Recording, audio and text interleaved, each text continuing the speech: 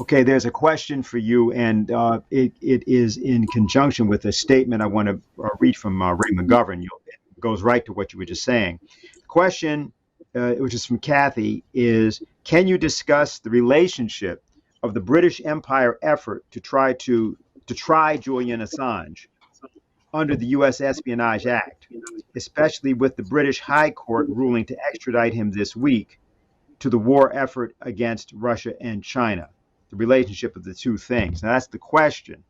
Now, Ray McGovern, in a statement that he released today, and he sends his regards to us all, he would have been with us today but cannot do that for health reasons.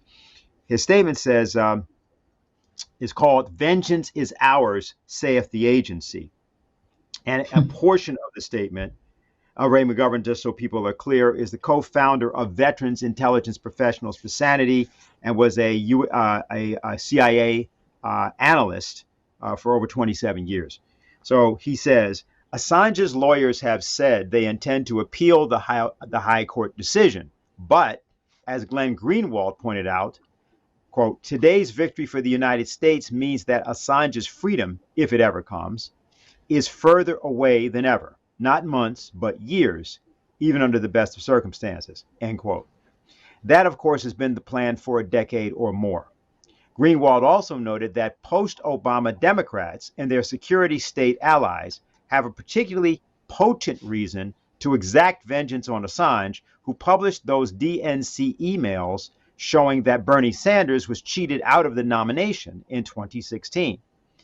Add the indignity suffered by the CIA when an insider apparently leaked a treasure trove of unique documents on cyber warfare.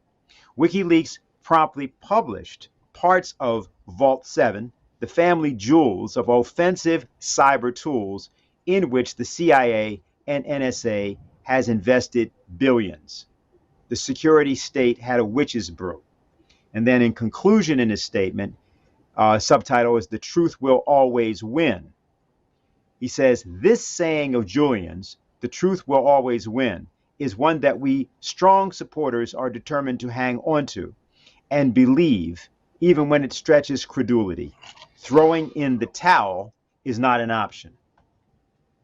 Okay, your response. Okay, to the question on the relationship between the British role with Assange and the relationship to the war drive, you can't talk about the endless wars without discussing the incestuous relationship between British intelligence and the CIA and the other US institutions created after World War II. The attempt to bring the United States into a British imperial colonial strategy after World War II could only occur after the death of Franklin Roosevelt, who during his leadership in the war was adamantly opposed to the whole British Empire strategy for the post-war period. Now, without going through the whole history, if you just look at the most recent events, you find that in every crucial turning point in US foreign policy, there was a British strategic plan before the US moved in that direction. Take, for example, the importance of the Kennedy assassination. John Kennedy was moving against the British strategy, which was to continue the geopolitical divide between East and West. And after the Cuban Missile Crisis, Kennedy was looking for an opportunity, first through back channels and then through direct negotiations around a détente policy, to break with the British policy. Because the British policy, as enunciated by Churchill and forced on Truman, was the Iron Curtain, the battle between two empires. You just follow that through. Look at 9/11, the cover-up of the Saudi role, where the Saudis have always functioned as a British deployment. Look at the role of Sir Richard Dearloffe in providing the so-called evidence of Saddam's weapons of mass destruction, which was taken by Colin Powell to the UN Security Council. Look at the joint support of terrorists.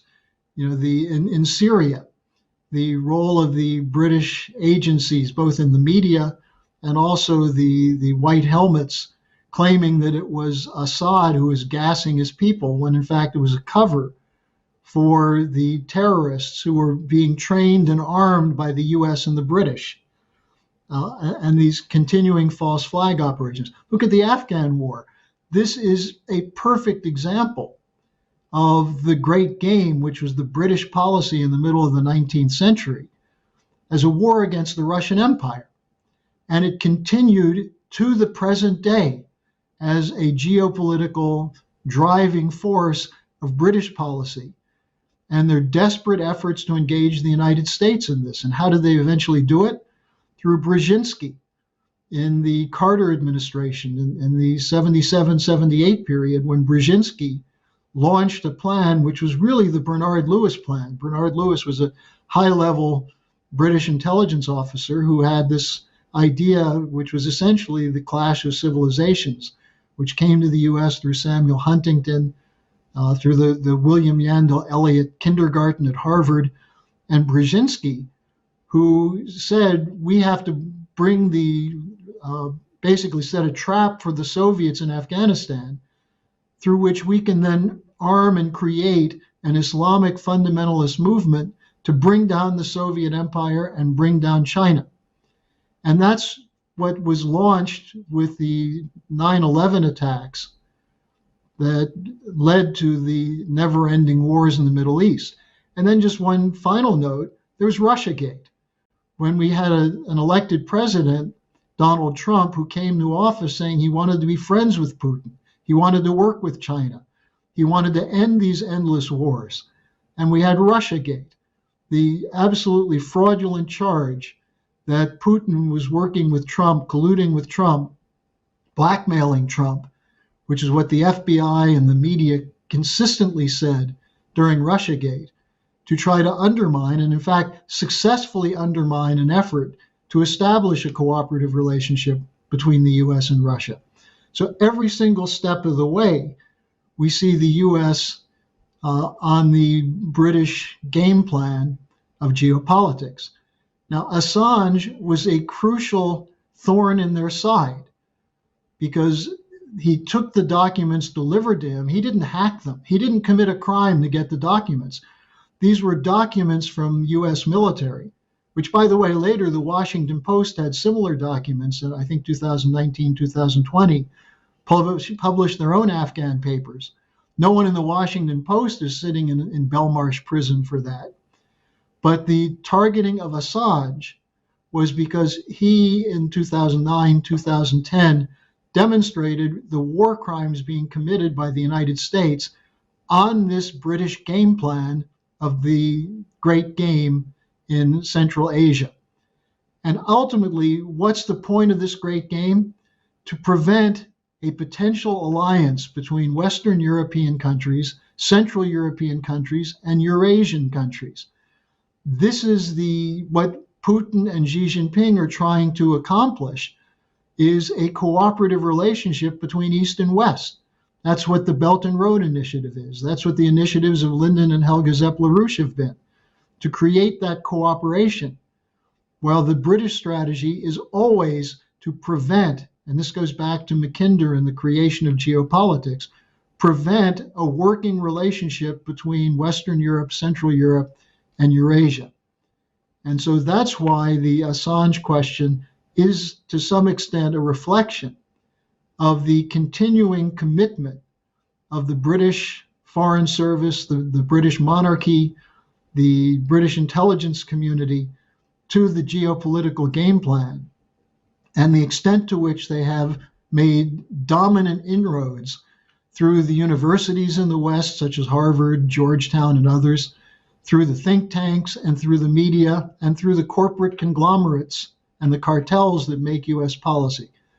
So that's as simply as I can present that, but that's absolutely the case.